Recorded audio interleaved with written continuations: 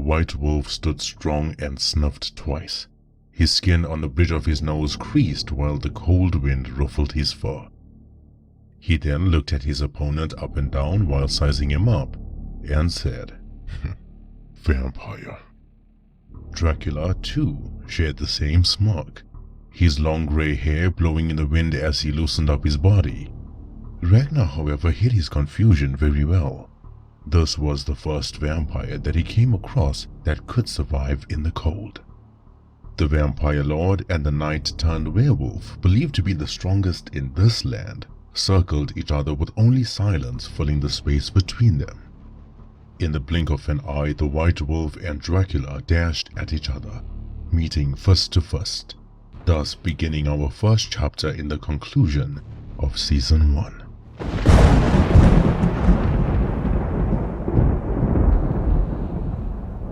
The collision caused a massive gush of snow and wind in the dark winter woods. The trees snapped at their center and fell to the ground. Hazel dragged herself in the cold snow. Her entire body felt like giving up with every effort that she used. Her nose bled, her jaw dangled, and there was no feeling in her legs. But once she crawled to the tree and leaned against it, she had an evil grin on her face. Ragnar and Dracula were pushed back by the impact. Both of them slid on their front legs, then took their battle stances ready to charge once more. Dracula then changed into the vampire monster, the same creature that flew over Fulian's village more than a century ago. The fight was somewhat equal at first.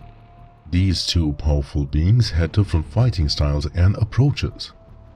Ragnar was more patient, studying his opponent's movements, anticipating their attacks, and then trying to deal the finishing blow, whereas Dracula was someone that wanted the fight to be done immediately.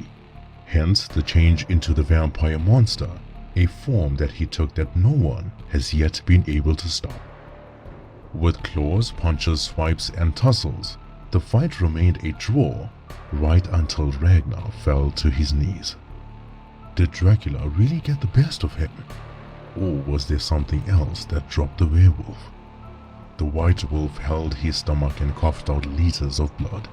His bones felt weak and his chest tight. The headaches, the burning, the excruciating pain never seemed to stop.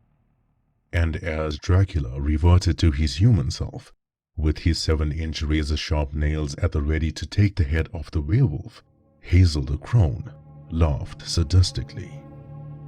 "We got you," she said repeatedly. "I hope your ego is just as bruised as your body, you foolish creature. The big scary Ragnar put down for good, and all thanks to the B team.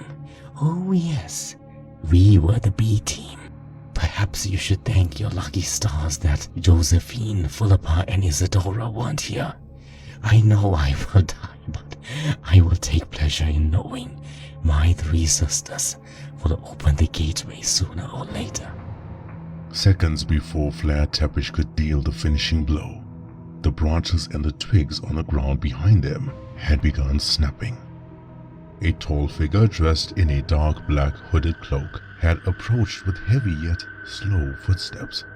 His voice was not deep like Ragnar's or an eerie whisper like Dracula, rather normal.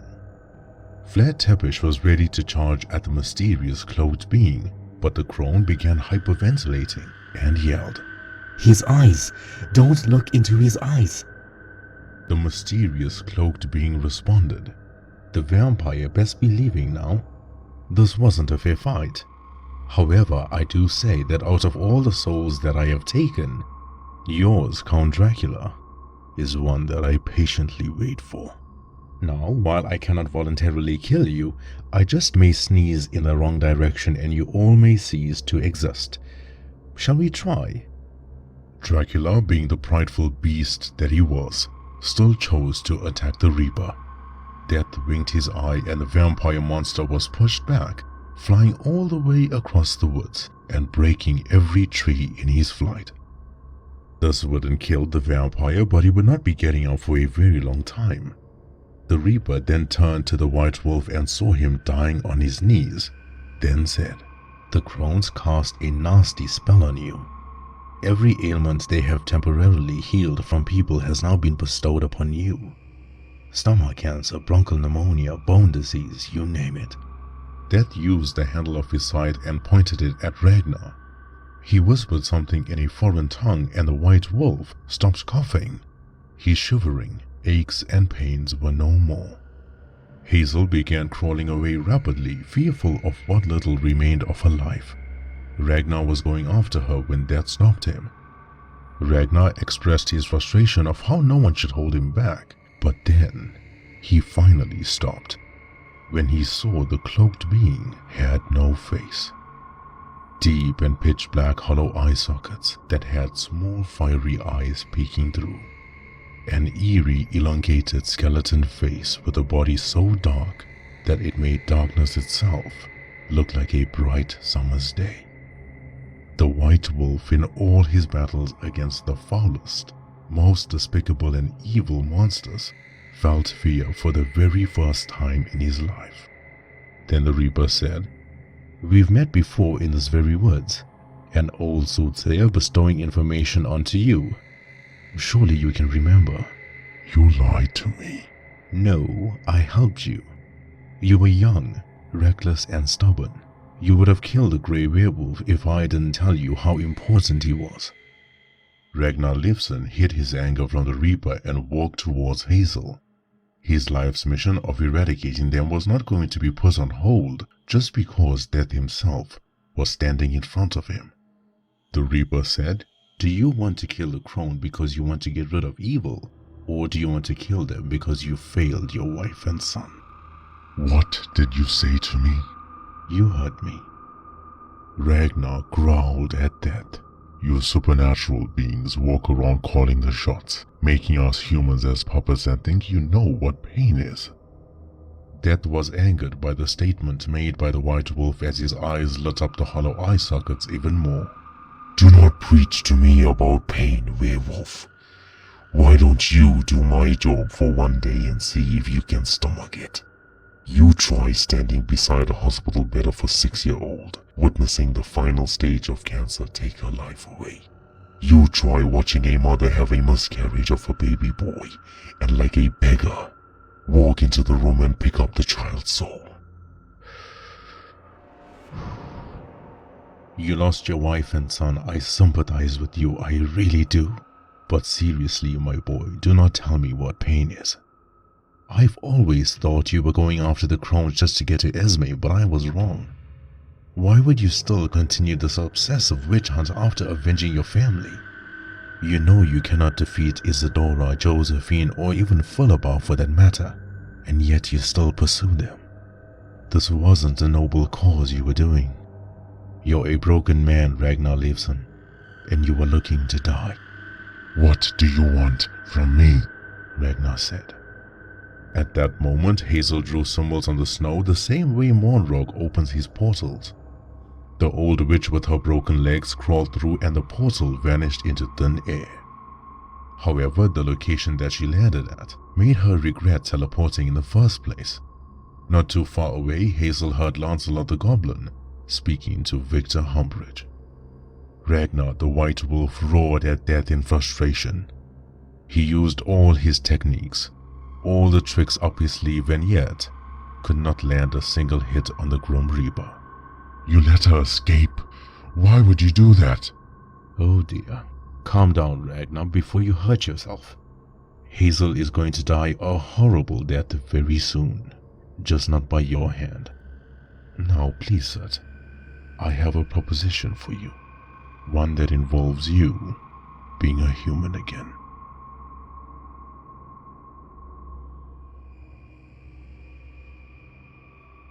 Myra the witch with the purple eyes, purple dress, long dark brown hair and dark magic flowing through her veins, had pointed her 2 fingers at a pile of chopped up wood on the ground. A purple beam shot out and set the wood ablaze, a nice cozy small campfire in the snowy woods. However, the mood of her companion was rather tense. Victor the Grey Wolf never felt cold, but he would be lying if he said it didn't help warm the aches and pains in his feet. But he was more concerned about the goblin that sat in front of him and not forgetting the giant hellhound behind. Monrog does not sit by the fire. This beast does not concern himself with the comforts of warmth in the biting cold the winter of Redwater had to offer. Rather stays focused and keeps watch, making sure that no foe harms Lancelot. Monrog the Hellhound, one hell of a bodyguard. Why are you helping us? Victor throws a question at the short goblin, in which Lancelot replied. Well, I am not. Nor will I lie to you. I am doing this for Mon and I. It just so happens that you want the same thing as us. Myra then interjected. Forgive us, little goblin, but how do we know both of you can be trusted? This might be another ploy from the higher demon, Zelzar himself. The Hellhound is his pet after all. Goblins don't have much in this world, madam. Our bloodline was meant to serve everyone and anyone, from the nicest of humans to the most evil demons, except we never had nice people in hell. My life in the dungeon wasn't much of a life. I felt like I was existing, not living. Being spat on, being beaten, being cursed at, and everything in between. I gladly took it for my father. Monrog turned his head and raised his ears. He never knew Lancelot endured such torture in the dungeons. I never told Mon about it because I knew that he would take it upon himself and try to kill all the demons in hell. But there are demons far stronger than Zelzar, and I would not want to lose my best friend. The higher demon always told me that my father was chained up in a dungeon, sentenced to a life of torture for disobeying his master. My services all these years, at least what I believed, were going to pay off his banishment. Until in the basement of Rumpelstiltskin, I found out everything to be a lie. Zelzar murdered my father more than 15 years ago. So no, Madam Witch. As peculiar as I may look and as frightening as the Hellhound may be, deceit and betrayal are not the qualities we have adopted. And while I am small and weak, that I know, I do feel like I can help if given the chance. Surely I do not expect you to make me your leader, but I can help. Victor never said anything about Lancelot's story. What could he say to soften the grief of the goblin? He just gave a vague nod. Once the moment of silence had passed, Victor asked Lancelot, "Why did you make us wait here?" Lancelot told them about the information Rumpelstiltskin gave, which indicated that Arkine the demon would be walking into the woods at this very location. All they had to do was wait. Furthermore, the goblin explained the sealing of the lesser demon and how Myra would need to use all the darkness within her to fulfill that task. Victor's eyes had lit up red. The goblin became startled. His small hands and legs trembled. Hey now, I'm on your side, remember? But when the goblin turned around, he saw Monrog's eyes glowing red as well. Massive, thunderous footsteps in succession had shook the cold woodland ground, and ominous chants had carried forth in the winter woods of Redwater. Victor then said, "Looks like Rumpelstiltskin lied to you, little goblin. He wasn't feeding Arkine to us. He was feeding us to him." An army of 1,000 marched towards their allies. An army of monsters, demons, and unknown creatures that have never been seen on this land. They walk possessed, like a puppet pulling the strings behind them. The puppet master was none other than Arkine, the lesser demon, himself. While Arkine giggles in his high-pitched sadistic voice, he claps his hands and jumps up and down. The demon always had two choices. One, he could offer his collection of souls to Zelzar downstairs, thus granting him a passage back to hell. Or two, use the souls that he collected from an army of his own. Lancelot the goblin trembled with fear. Myra stood up with her eyes becoming a dark yellow with tiny veins on the sclera of the eye. The hellhound stood in front of them all, showing his sharp canines and monstrous size. Victor the Grey Wolf looked at how terrified the goblin was. His body was trembling with fear, almost like a seizure of anxiety. The werewolf remembered what Lancelot told them and then said, You there, Lancelot. You had a plan, yes? Yes. Well, I don't think I could. You shall lead the attack. The sweat droplets slid down the goblin's face. He was so nervous that his body shook uncontrollably. How could he, someone that was born into a bloodline of being a servant, lead this attack? The hellhound looked at Victor and gave a nod of respect. This was the only way that Lancelot could find his confidence. Monrog then put his giant paw ever so gently onto the goblin's shoulder and gave him the look of reassurance. Luckily, at that moment, the elf and dwarf joined them, their chests moving up and down from the heavy breathing of their travel. "We came as soon as possible," the dwarf said. He coughed as if his lungs were trying to leave his ribcage. Oh boy, okay. From what I know, the elves are exceptional archers and have abnormally good eyesight. Therefore, the elf lord shall take her vantage point in the tallest tree. The dwarf shall fight alongside Mon with quick and brutal combat. Both of you will make a pathway for the werewolf and the witch. Victor and Myra, try not to engage in battle. Our job is to get you to Arkine in time. Remember, he knows what we are trying to do. He will not be so easily deceived. Just when Lancelot was going to continue, the goblin's eyes widened when he heard someone crawling in the snow behind them. Hazel began panicking when her presence became detected, and as she crawled away, faster than her usual pace, Lancelot jumped on her chest with his tiny feet and said, Not so fast, you evil wretch. You crones can bring back supernatural creatures from the dead, right? Well, you're going to bring back someone for me, or Mon is going to rip your body into 1,000,000 pieces. The monster army march and chant with purpose, controlled by the master the lesser demon Arkine behind them. Marcia monstra delectami, lupinos interfice.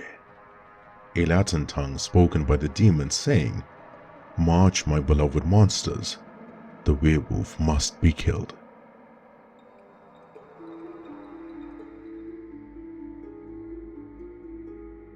The werewolf and the reaper sat on wooden logs opposite each other, the same way they did more than 100 years ago when Ragnar spoke to the soothsayer. The werewolf said, "So you want my help to get rid of your siblings? Why?" Death explained everything as best as he could. Ragnar and Victor felt that eradicating the crones and the demon army respectively will fix the world's problems, and while that may be true in this current timeline, it will not hold in others. The folk calling the shots aren't angels and demons. They exist to exterminate humans, the way one would open a tap and rinse away ants from the basin. Both parties do manipulate humans, however, for different agendas. Conquest is a being that does not like getting his hands dirty. Instead, uses the gullibility and controllable nature displayed by human folk. Discrimination, prejudice, segregation, these are the seeds planted by conquest. Seeds that rapidly grow with how easily manipulated humans can be. Then they begin turning on each other. Conquest creates divide with status, religion, and ethnicity. He watches the humans feed off each other, figuratively of course, from a mere thought inflicted upon them, kind of like how doubt grows into suspicion. War was quite the obvious one, and the Reaper never felt the need to go into detail. Ragnar himself knows war very well from the countless of battles fought for kings and their foolish agendas of what right or wrong was. War would be the toughest fight that the White Wolf will have, if Ragnar accepted the mission. Famund Horse depicts her very well.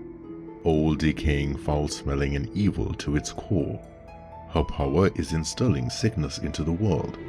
Plagues, ailments, pandemics, epidemics. Her ruthlessness knows no bounds. Famine takes pride in watching humans suffer a slow, painful, and agonizing death. Speaking of death, his purpose in the universe is to retrieve the souls of the fallen.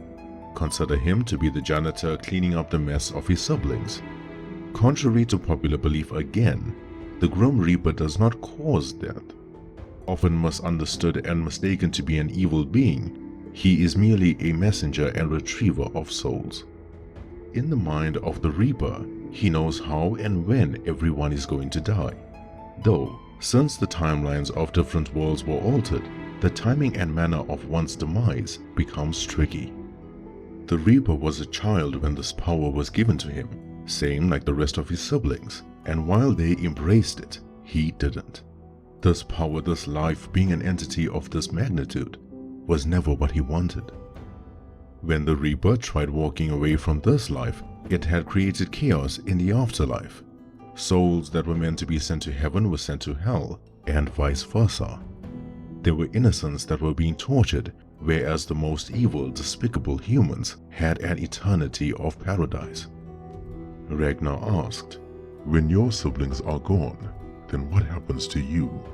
Death replied, "Oh, I will perish into dust, something that I look forward to. There will be no heaven or hell when I am gone. There will be no souls wandering the veil or being trapped into purgatory. When a person dies, either cremated or buried, they will merge with the wind, air, water, fire, and space itself. I am the easy part, Werewolf. Living. Now that's difficult." Why did you stop me from killing the crone? Like I said, she will die, just not by your hand. Leave the crones for the goblin and the hellhound. Their mission of living in this land is hindered by those witches. You fought Monrog. Do you really think that he will fail at taking them out? The White Wolf never answered Death's question, but said, "Your offer of turning me into a human sounds too good to be true. Why would you want to do that?" You, Ragnar Leifson, remind me a lot of a great warrior soul that I have taken from a different timeline. His name was Achilles, a brave and valiant warrior, the best of his kind. However, there is more to that. When I delivered your wife's soul to heaven, she told me about the letter.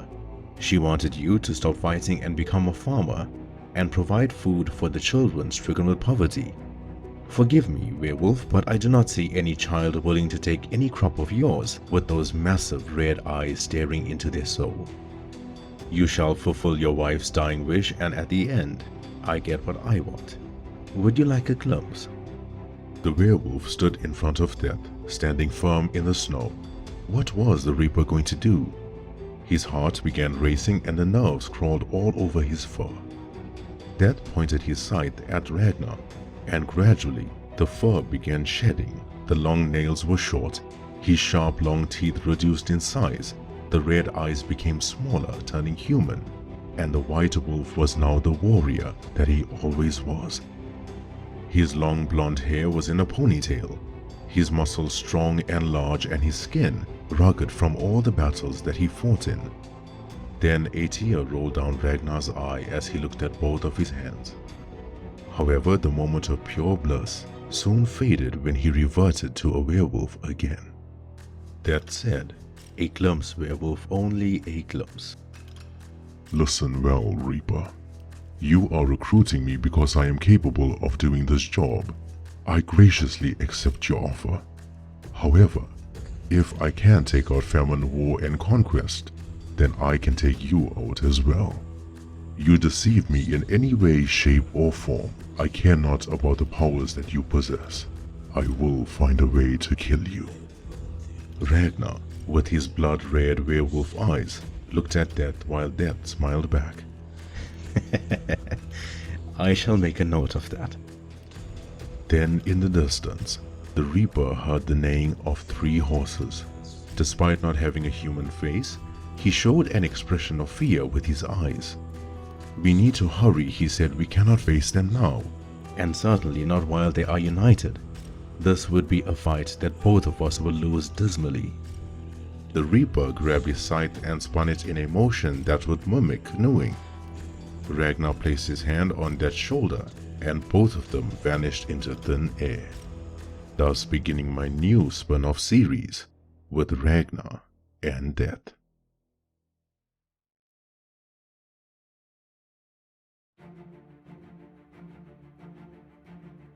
An epic battle took place in the woods of Redwater as Victor the Werewolf, Monrog the Hellhound, Myra the Witch, Eleanor the Elf, and Berthold the Dwarf fought valiantly.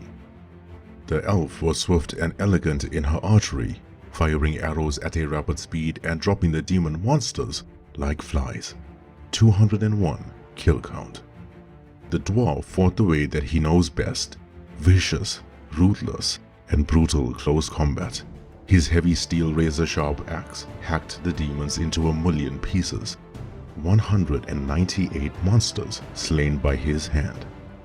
However, the kill count of 567 had belonged to Mondrog. This beast had clawed, but mangled, mauled, and devoured demons like they were nothing. Arkine should have known better. What would an army of 1,000 vile and filthy demon monsters do to the powerhouse that is Mondrog, when he spent most of his life slaying down angels who were far bigger than he was? The remaining 34 monsters were slain by Victor and Myra as they ran the path the allies had made for them. The Grey Wolf, however, had his eyes fixed on Arkine, the coward hiding behind the army. Arkine the Lesser Demon charged towards Myra. For now, he could not see the werewolf lurking behind the trees. Victor knew how elusive this monster really was.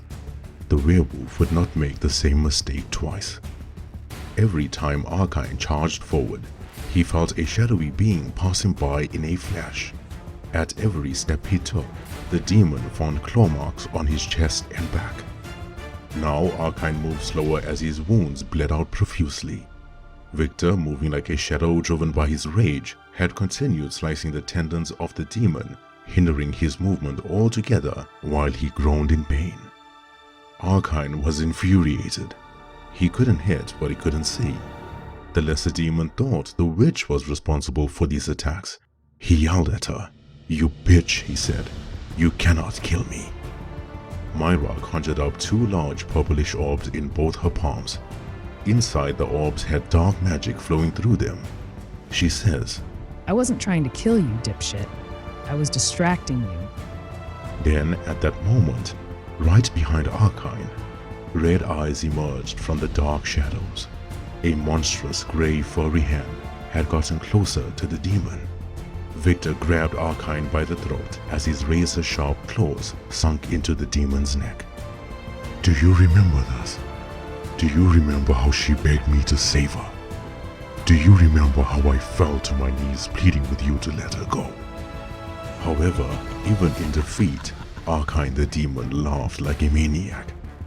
Maybe he felt the plan wouldn't last long. Maybe the Lesser Demon had a few tricks up his sleeve to break the seal. But for now, the werewolf had him in place. Victor clenched his fist while holding Arkine's throat. Blood sprayed out like a burst pipe. The demon's tongue, esophagus, and pharynx was in the werewolf's fist as he further tightened his grip and pulled it out. The demon choked on his own blood as he fell to the ground, but it never stopped Victor. All that rage, all that pain, he kept hearing Lisa's crying plea for help in his mind. He climbed on top of Arkine on the ground and then began dismembering his body. The hands fly out, then the legs. The chest is torn open and the heart is removed, and lastly was the head. But Victor continued. He continued slicing the body so deep, almost like he was trying to hurt the demon's soul. Myra screamed in horror for the werewolf to stop. The elf stood in absolute fear, seeing how much larger, angrier, and stronger Victor was with this fearsome rage consuming him. Berthold the dwarf, known for his brutality, had actually turned away, hiding his eyes from the horrific sight. Mondrog was the only one that managed to push Victor away. The werewolf's breathing was heavy as tears rolled down his red eyes, which gradually turned to its normal blue state. Myra then showed her true power. Dark black veins covered her entire body. Her eyes were pitch black as she began speaking in the same language the demons did.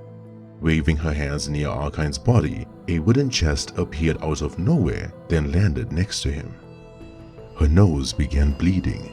This power, much like Filian's, was something that she kept hidden and never mastered or pursued. After all, it was dark magic. The demon's soul hovered over his body, screaming and fighting to break free from the hold the witch had on him. With great struggle, Myra had officially sealed Arkine. and kept his soul inside the large wooden chest. The Grey Wolf apologized for what the warrior saw.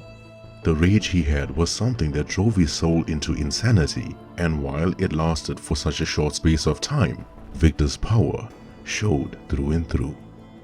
Finally, Victor walked towards the stone tablet kept near the campfire they sat at earlier. He knew sealing the demon's soul was a temporary solution. The trials were going to put the final nail in the coffin. He placed his large furry hand onto the tablet as a supernatural force within locked his fingertips in place like glue. Victor yelled in pain, looking up into the sky as a large blue beam shot out from the ground, shooting straight up into the clouds and traveling far away like it was searching for something. Thus, the werewolf's trials begin. His mission of destroying the higher demons now takes its first step. The 4 monsters part of the trials will hunt him down. But if he's successful in defeating them, then how will he defeat Jorah, the 5th monster in hell? He'll know the humanoid insectoid creature, Lazario the lizard monster, Memnon the titan beast, and Victor's clone. No other supernatural creature among those shall interfere with Victor's journey. Those are the rules. But then again, when have these evil beings ever followed the rules? Monrog the Hellhound walked towards his best friend. He saw Lancelot interrogating Hazel. The goblin looked tired and frustrated, as if talking to the crone was going nowhere. He turned towards Monrog and said, Mon, she doesn't want to help us. Eat her now, eat her now. The crone cried in helplessness. She said, Why don't you understand? This task is impossible. It's not that I will not do it. I cannot do it. The hellhound growled and walked towards her. Hazel tried crawling away, but her broken legs had now lost feeling altogether. Why isn't it possible? The crones are known for their necromancy and whatever other foul practices you old hags do. Then why can you not bring Belru back from the dead? The crone replied, How can I bring back someone that is already living?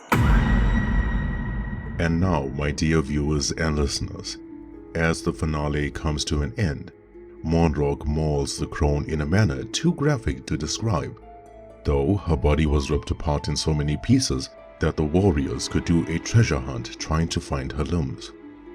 The large blue beam continues traveling through the air, moving quickly, bending with the wind, and reaches an island far away across the sea.